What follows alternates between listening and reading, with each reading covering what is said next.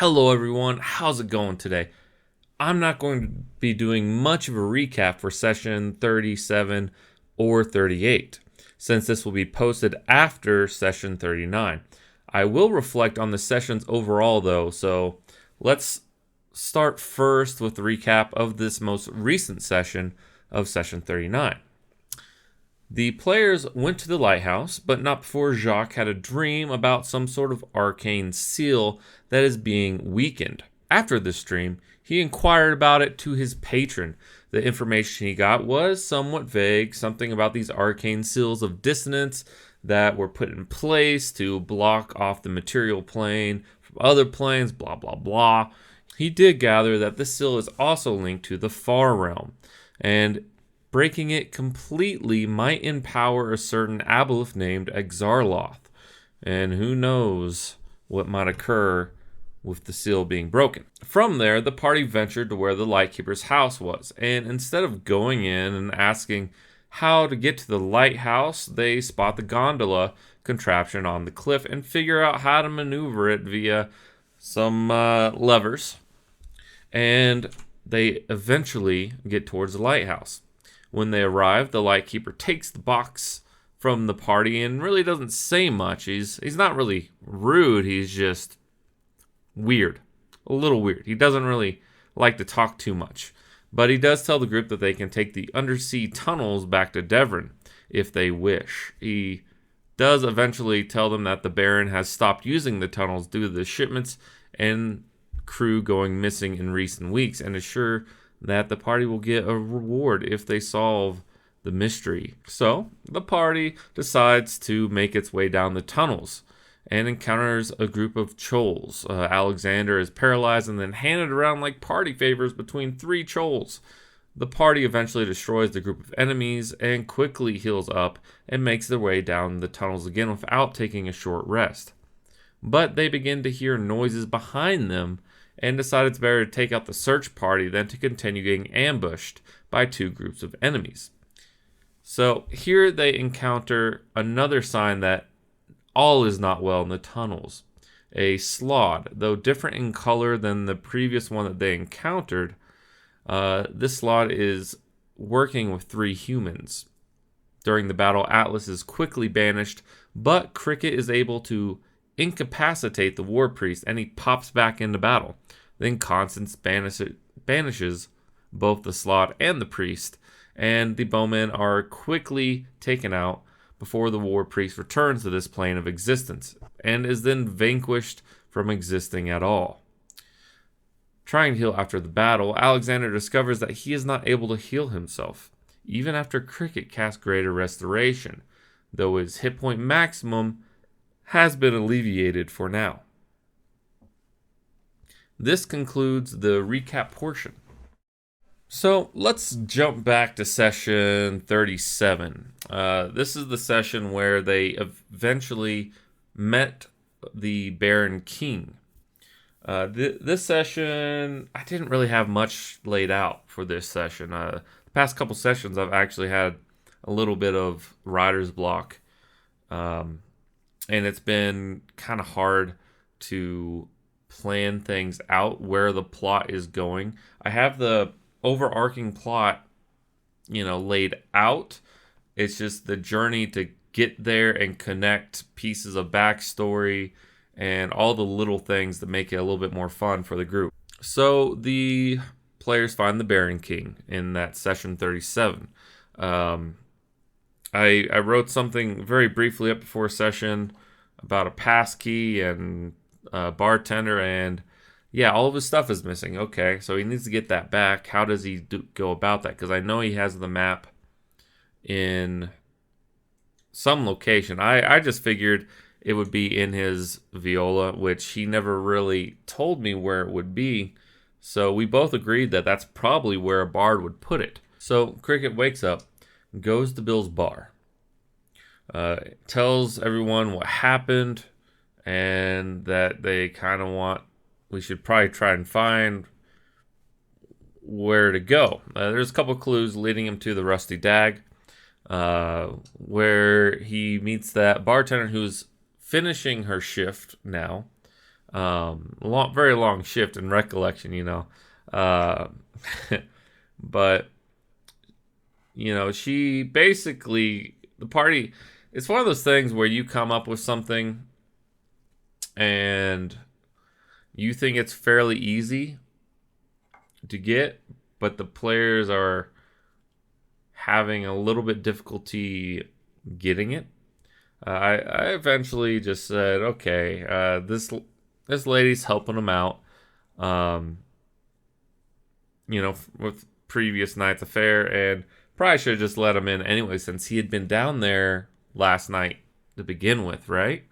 Um, but anyways, he goes down, and he finds the Baron King is sitting there, and there's this other guy over there with Cricket's viola, and he also finds his contact there. And here's where I thought that I could kill some time, and it could be a good RP thing going on.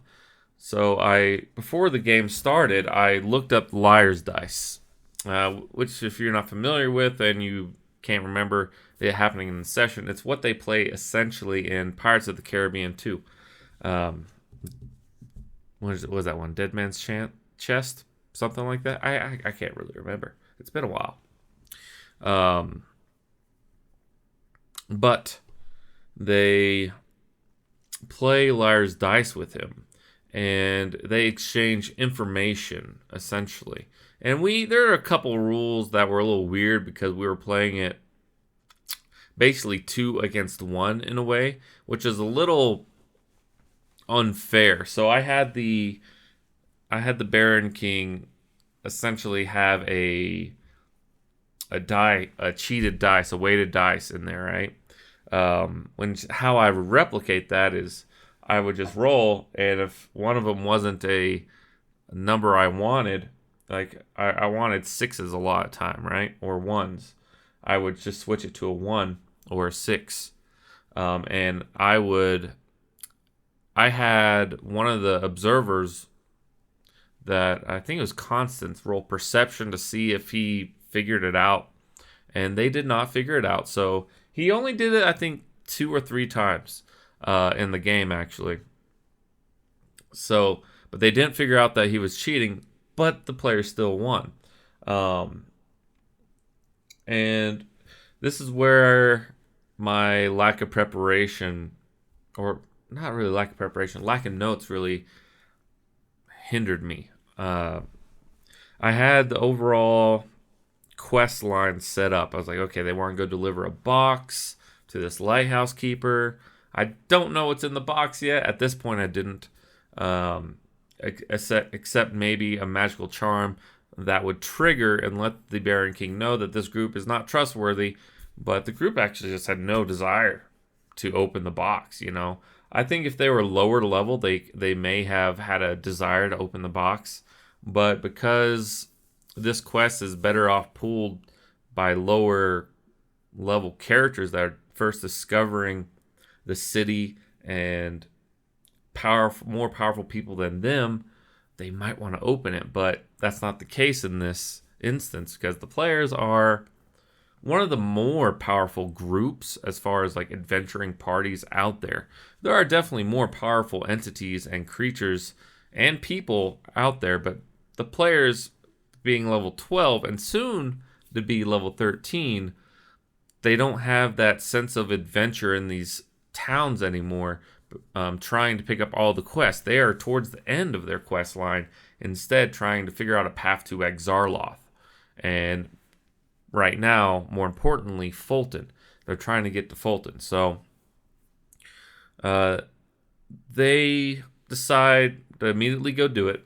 But I do think that the Baron King RP situation was quite fun for me and the players. I really wish that everyone would have joined in. But Doug's character, Constance, he initially wanted to, and then I think through some RP and talking, he decided not to do it. But later on, he did mention that he probably should have done that. Uh, in which case, I don't know if having 3 against 1 would have been fair. They still could have teamed up together against me, but I probably would have been like, we're all playing against each other type deal. But it could have worked. It probably would have worked better if it was just one person, like Cricket versus the Baron King, since Cricket was really the one who wanted the more information, was playing for his gear back. But it turned out well. I think it was a good RPA experience. I had fun, and the players that were playing in the Liar's Dice game had fun. It did drag on a little bit long, but that happens when you're actually playing the game instead of rolling a d20 and settling things out that way. Now, the next part I want to discuss about session 37 is the attack on the gates. Now, I was tempted to only have them have the assassin, the drow lady, outside the gates notice Cricket and then keep on going and complete her mission. But at the same time, I wanted to extend the session a little bit more, because we're getting pretty close to me running out of material for the session, like what the lighthouse keeper would say or do, or what is even in the box, how are they going to get to the lighthouse, things of that nature, right? So I spring the trap on them. It was kind of, Tyler was talking about this after the session, it was kind of that, sorry, let me adjust my mic. It was kind of that Pulp Fiction moment where Butch is, in his car singing the Captain Kangaroo song. Marcellus Wallace walks out of the, I think it's like a donut shop or something, sees him, he's like, motherfucker, is kind of that moment that happened. And so the attack was sprung, and I actually held back a lot, because I could have probably killed the entire party, which was a little unfair. Would be a little unfair. Now, I discussed most of this at the end of session 37, so I won't go full into detail, but all 3 of the stone golems essentially had the ability to cast slow, and I only used it, I think, twice, and only one of them had the ability. I changed it to only one of the golems had the ability on the spur of the moment. These are things that I kind of see at the beginning of the battle. I'm like, okay, there's only 4 of them. Slow is a really powerful ability, especially if Jacques is not around to cast haste and counter it. Now, I don't think you could cast counterspell against the creature's slow ability, because it's not actually, he's not casting it as a spell. He doesn't have access to spells. It's a kind of a spell-like ability, or it's innate spell casting. So maybe I would have allowed it. I'm not quite sure to counterspell that. But Jacques could at least cast haste, and that would cancel out the slow. So only one of them had the ability to do it. And I almost took out Constance in the first round with the assassin lady because of her assassinate feature. I did boost her up a little bit, but Constance managed to survive, so it's okay. And the battle was pretty hectic overall. It was really brutal. I think those stone golems are pretty good. Now, where and why these stone golems even existed, well, you may have figured it out. I'm not quite sure, but they are essentially being used by the Enclave because they're perfect soldiers. You command them to do it, and they will do it. As long as, in this case, whoever was holding a command stone, the little medallion. And yes, Cricket found it, I think 2 rounds before the battle ended, 2 or 3 rounds, and he threw it, or he pocketed it, right? If he had held that medallion and said stop, the golems would have stopped, and they would have had a pet stone golem, because whoever created it made it so that whoever held the medallion could command these 3 stone golems. And only these 3 stone golems. But a little bit of a missed opportunity there, and I think Tyler realized that, but he decided to just pocket it and use his action for other things. So overall, session 37, I was pretty happy with that session. It was pretty decent. I really enjoyed the RP aspect of the Liar's Dice, and then the good battle, because the group hasn't had a battle in quite a while. And so it was also a hard battle to do. Like, it was literally deadly. It was a very deadly battle that wasted up all the group's resources. They're lucky that they didn't really battle in the next session, because the session 38, which I'm getting to right now, was the same day. It was all the same day. So session 38 is actually a pretty fast session. There's a reason I didn't really post it when I wanted to. I feel like Ricky Bobby too right now. I don't know what to do with my hands. But session 38, yeah, it was super slow, or not slow. It was super short. It was only, I think, 2 hours, 2.5 hours long, maybe. I had a concert to go to, and we had a strict cutoff time. And so, combined with technical difficulties, because we really tried to use Skype, and Skype sucks if you have more than 4 people in the chat, all right? Because it doesn't put people on equal portions of the screen. So that kind of sucked. And when we eventually went back to Discord, which this time we had no issues with Discord. My biggest issue with Discord right now in the video chat is it seems to cut off the beginning of people's words sometime, even if we have the settings exactly the way they should be.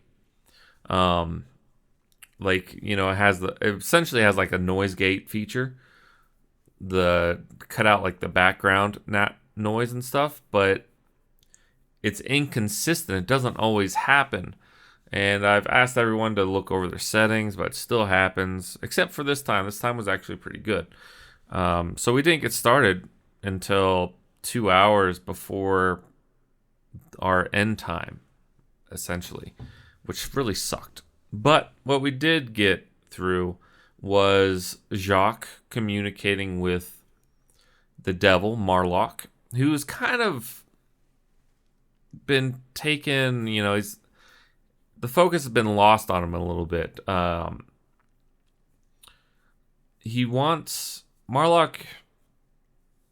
he wants to be freed, but at the same time, I don't want too much of the time that we have to be spent talking with Marlock, because there are things that we need to start getting going, you know, like getting to Fulton and the Last Light Festival and all that. But Marlock did say he could actually build a transmutation box, which requires like a bunch of weird components. After which, Marlock suggested that he needs to communicate with this patron. Now, I've kind of not had a patron plan for Jacques recently. Me and him discussed it, and how the Raven Queen essentially created these hex blades, right? So they're from the Raven Queen. But I kind of wanted to introduce something else, a different aspect of it, because it doesn't necessarily state that they have to be from the Raven Queen. They could be a patron on its own, which is what I kind of wanted to do. And there is hair in my water. Dog hair. Goodness. Where was I? Oh yeah, me and Matt had discussed the patron for him, but we weren't really sure what we wanted to do. And so I finally buckled down and came up with this ancient force. This I don't want to give too much away, but essentially right now, this force is very powerful. It's an arcane force, kind of like this spark that created the universe as it were, as it is today. Um, and that the gods kind of crafted this force, right? The Raven Queen kind of crafted this force and materialized it to make the Hexblades.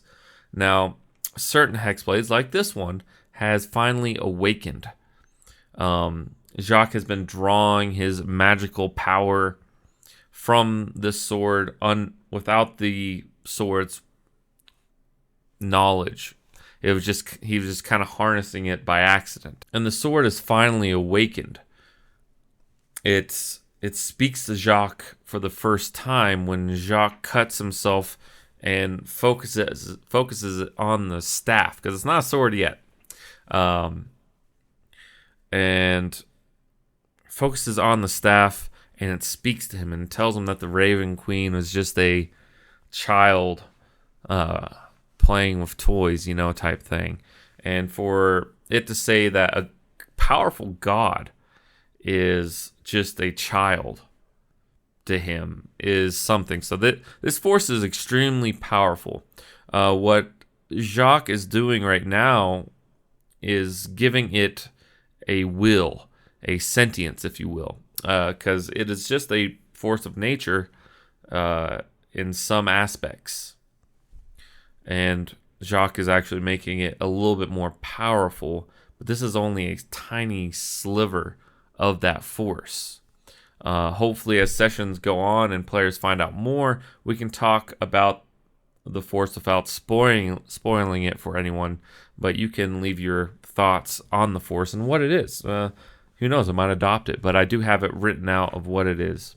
But after which, the Jacques found the party, and this is what I always struggle with. Not necessarily improvisation, because I feel like I do okay in improvisational conversations.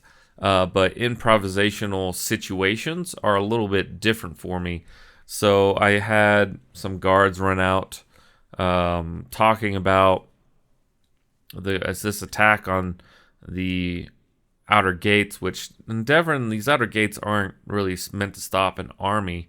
They're mostly meant to just check the flow of goods coming in by land, because not very many people come in Devon by land, so there's these wooden palisades kind of with these checkpoints on the far reaches of Devon, really kind of far outside the city itself. Jacques, he gets the hint. He follows these guys to the gates, but on the way encounters the players, which Cricket just he bluffed the guards pretty well, where they believed him. And I think it was Cricket, maybe an Atlas, but one of those two guys, they bluffed their way and they interrogated this woman. Now, what she actually knows is not much. The Enclave, how the Enclave is working, if you haven't figured out by now, is it operates primarily in a cell-like structure. It's recently starting to change a little bit. A little bit more structure is being introduced. Some people are going outside their expertise to do certain missions. But they do find out that she picked up these golems by the, I think I called the Old Road Inn. I had a different name for it in my notes. I couldn't find it in time, so I said Old Road Inn. So I suppose we will be calling it the Old Road Inn, I believe. Now, they really didn't get much information from her because she didn't know much. They could have gone to this fountain. There's a couple fountains where she had mentioned, and possibly found their way to it, to whatever is going on, and had a little mini adventure doing that. Thank goodness they didn't, because I did not have the inside of that place mapped out. I could have made it up, but the encounters wouldn't have been balanced properly, and it would have taken a little bit more time. So instead, they they opt to just give this lady to the Baron King, where they find Regis. And Regis, my reasoning for just figuring Regis as I did is I wanted him to be a good contact for Atlas, as much as Zack, the person, might bitch about it. This contact he's getting his money's worth out of his background, which I really wanted to dive further into that background and make it worthwhile for someone to have these backgrounds in the first place. Regis is pretty loyal, but he is also only human. His loyalty goes only so far. He rose up the ranks in Fulton's organization, and Fulton found him out and tortured him, essentially. Now he's kind of stroked out. He has severe brain damage. Some of that was cured by some greater restoration, but he will need. He might never be healed. He might need a regeneration spell or something like that to be done on him before he is healed. But I am picking on Regis a little bit because there are consequences to what you ask your criminal contact to do. It shouldn't just be, yes, he's able to do this, or no, he's not able to do this. I want it to always be, yeah, he's able to do whatever you want him to do, but there are going to be consequences for you asking him to do these things. Now, there might come a time in the future of loyalty, but the reason for backgrounds is that is you already have a backstory with that background, that contact. So loyalty is not really going to falter too much to this guy. It might now. It kind of has. Regis has mentioned that he wants to retire. Just get it over with. But overall, decent session, pretty short, so we didn't really get into it, unfortunately. Now, session 39 that I just did the recap for. This one I had written out a decent amount of world building. Both session 38 and 39, I was kind of in a world building mood, so I made up these arcane seals of dissonance and whatnot. So what are these arcane seals of dissonance? Essentially, what we've gleaned so far from playing, and maybe I might give a little bit more here. Don't want to give too much, but they are seals put in place by both mortal and God alike. So they had help. The gods had help by a certain faction of mortals, which I won't really say the name of, but the group has encountered this name of the group before. They put these arcane seals up, and in doing so, they kind of blocked off the arcane force that is Jacques' Hexblade, right? This arcane force essentially belongs on the astral sea. In the far depths of it is where this force is now, right? And it's basically leaking to all the planes and creating wondrous things all the time. That's why the Feywild is so crazy, because it kind of goes unchecked. It kind of transforms by thought and will. With these arcane seals up, that stopped the flow of this pure magic going into the material. But it also stopped things like demons and devils and aboleths, mind flayers, beholders, all those things. It stopped all that too from crossing over as easily as they could before. Because in this world, the devils weren't cast down into the nine hells, and that's it. Like there's no like divine gate, or not yet, or at this time there wasn't, keeping them there, ready to invade whenever that seal or gate breaks. This is the creation of the first step of that. So what it did is it put seals up against all these different realms. And because of that, gods also had a less impact on the world. And there's a reason why certain gods like Zeus and Hades and all those Greek pantheon gods aren't in the world anymore is something to do with that. And I'll leave that be for now. We'll talk more about that as the group, if they ever do, find out more about it.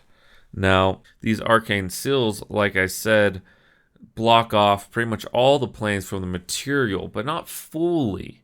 Over time, you have things like the infinite staircase showing up in the far reaches of the material, and that's one way influence from these other realms can infiltrate the material.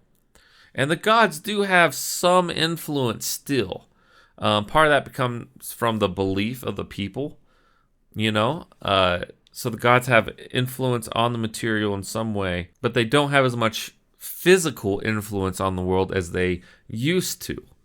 Before, they could just do whatever they wanted. And now they have to do things through clerics, divine interventions, things like that. And that's very taxing on the gods themselves. So the seals are in place.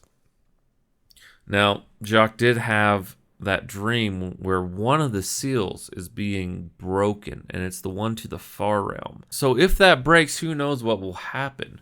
If it cracks further, who knows what will happen in that case too? Like if the players manage to stop it from breaking somehow, but it still just is severely damaged, the world might change in certain aspects. New mechanics might be introduced.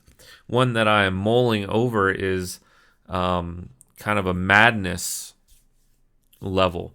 With the far realm still being broken, shouldn't the influence of the far realm be greater on the material now? And certain areas might need to be checked for madness. Not as severe as if you were in the far realm itself. And this doesn't necessarily mean that far realm creatures could easily cross over to the material. It could mean that creatures like Exarloth might have better influence of far realm powers in the material, but it doesn't necessarily mean that more aboleths and mind flayers and beholders will come over. All right, so getting away from the arcane seals a little bit is the slod that the players encountered in this session. So it is a blue slod. What it does is it gives you a disease if you fail a constitution save. And this disease drops your hit points by 3d6 every 24 hours. And you also cannot regain hit points at all. And once you drop to 0, bad things really happen. Like you actually turn into one of these slods. And if you're magical, you turn into a different type of slod. But the Greater Restoration that was cast does not cure disease. Spells only cure what they say they cure. The spell to actually cast would have been Lesser Restoration, because that actually does cure disease, I believe. Whereas Greater Restoration does not cure disease at all. It cures other effects. So one thing I will correct at the beginning of the next session 40, by the way, is going to be the hit point maximum, because it specifically states in Greater Restoration that your hit point maximum is restored by any effect. So it's the disease is not cured, but it is pushed back a little bit. So his hit point maximum is up, but he still cannot regain hit points. But I think the party will figure that out pretty soon. What I mean by pretty soon is I think they'll figure out that casting Lesser Restoration is the way to go. Now, what is next for the party? What about these tunnels? It's a labyrinth. I said it was a labyrinth. Well, It is a labyrinth, but not. It's a labyrinth in 3 dimensions. And they haven't gone down any of those straight vertical chutes yet. And they're probably not going to because I feel that they're kind of smart. So I don't think that they will go down these passageways and get lost. So we'll see how that goes. Now, the dungeon itself, there is more to be discovered down here. We'll see what's going on and what and who is using this tunnel for their benefit. You know, what kind of seedy things are happening, one where both humans and aberrations are working together. I won't spoil the surprise, but you probably guess it. You know, you just take a guess right now, you might be right. But needless to say, this next session should be pretty good. I'm hoping that the players continue investigating these tunnels. I don't see why they shouldn't. They might need to take a long rest. They're a little worn out. There's at least one more encounter in this area. There might be 2 or 3. It depends what they do, and where they go and where they end their search. But other than that, the only other thing I have to say about session 39 is really the lighthouse. And that was an interaction that I really wanted to be better. I'm kind of tired of giving the players everything at the start of conversations, right? Why should this lighthouse keeper be obligated to talk to the party? You know? He says thanks for the box. Doesn't really say much else. And the party didn't really know what to do with that information because I think they're so used to information being given freely. And that's not the case with this lighthouse keeper, and I'm going to try and wean them off of that. They need to ask more questions themselves and be more interested in these interactions if they want a good experience. And that's not to say that I'm not going to open up dialogue with NPCs. I will. It's just I feel that I've given the players maybe a little bit too much. And I've also seen this in the way some of them are role-playing with their dice instead of role-playing as their characters. Whenever they want to do a certain check, you know, they'll just say, I want to do this, and they'll roll without saying what they're doing. And you'll see me prompt them, well, what are you doing? What are you saying? You know, I really want them to not roll any checks unless I ask them for it. Now, this can be a slippery slope too, because what if they really want to investigate? Well, they need to tell me they want to investigate. And this doesn't mean roll a dice. This means I want to look around the room and see if I can find something. In which case, then I will prompt them to roll an investigation check. I want them to think about what they're looking for before rolling. That's really all I'm asking in this instance. So if we can get that nailed down, I think it will be fruitful for everyone involved. Well, we will have, I think, right now we're planning to have one more session before I go back to work for 3 weeks. So you will be seeing this and 3 sessions before this, and then one more session after this really fast, because I'm planning on uploading that all tonight after I finish this video. Also, if you have any questions about any of the sessions, feel free to post them in here or in the session videos themselves. And if they are pretty in-depth questions, I can answer them in these videos. Towards the end, right here is where I would answer these questions. Hopefully you guys have enjoyed this video and my recap and reflections of the previous sessions. I will try to be doing these more after each session again. It kind of got out of hand. I'm sorry about that. I just wasn't really in the mood to do the recaps. You know, after the sessions, I was kind of worn out, and then with me being off for only a little bit of time compared to how much I work, I just never really got into the groove of doing that. And part of that is, you know, depression, things like that we've talked about. But anyways, I will show you one thing though. Look at my little dice box I made. I think it looks pretty snazzy. You know, it's nothing crazy, but it works pretty well. I made it, just picked up a little prefab wood box, stained it, finished it, sanded it, and put corkboard and felt down, and it works really well.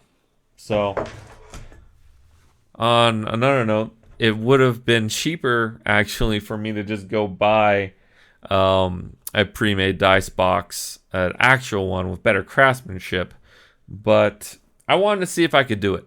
And now I have the supplies to do it, I could create another one for, you know, $3.